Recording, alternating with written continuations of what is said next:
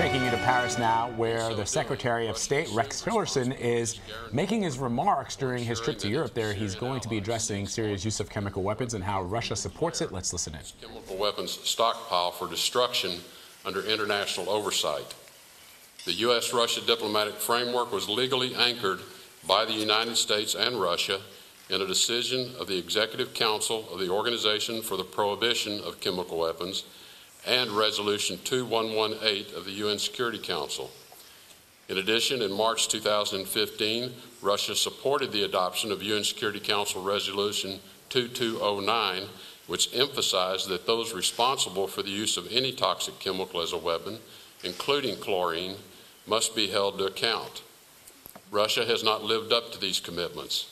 Since April 2014, there has been mounting evidence that Syria continues to illicitly possess chemical weapons and use them against its own people. The OPCW fact-finding mission has confirmed multiple incidents of chemical weapons use in Syria, including the use of the toxic industrial chemical chlorine as a weapon. Some of these incidents, including the April 4th sarin attack, were later attributed to Syria by the OPCW UN Joint Investigative Mechanism. An independent panel of impartial experts established in August 2015 by the UN Security Council's Resolution 2235 with the full support of Russia. There is simply no denying that Russia, by shielding its Syrian ally, has breached its commitments to the United States as a framework guarantor. It has betrayed the Chemical Weapons Convention and UN Security Council Resolution 2218. And on these occasions has twice vetoed UN Security Council resolutions to enforce the Joint Investigative Mechanism and continue its mandate. Russia's failure to resolve the chemical weapons issue in Syria calls into question its relevance to the resolution to the overall crisis. At a bare minimum, Russia must stop vetoing and at least abstain from future Security Council votes on this issue. Over 25 like-minded countries are here today to ensure that those who use chemical weapons will be held accountable. France, the UK, Germany, Turkey, and many others are here today to uphold the Chemical Weapons Convention and its vision of a world free of these heinous weapons.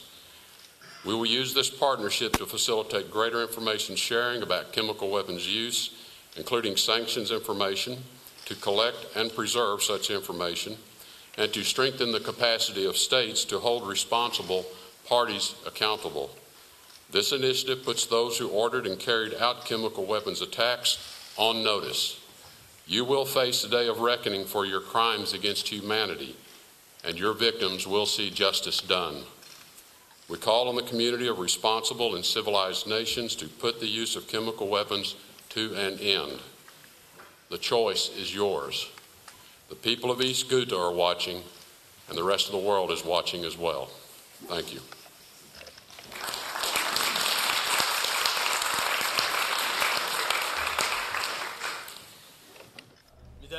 All right, the Secretary of State, Rex Tillerson, there in Paris, making essentially the case that Russia is in full support of Bashar al-Assad's heinous regime and that they are in support of the Assad regime's use of chemical weapons. The Assad regime has stockpiled chemical weapons for quite some time. They've even been accused of using them on its own citizens, and the Secretary of State essentially saying that it has Russia's tacit approval to do so. Whenever you hear the Secretary of State come out and say something like this, you always wonder how the president is going to react. We've discussed this a lot about the president's support, at least for Vladimir Putin. Nothing happens in Russia without his approval, and you always have to wonder if the Secretary of State and the president are on the same page.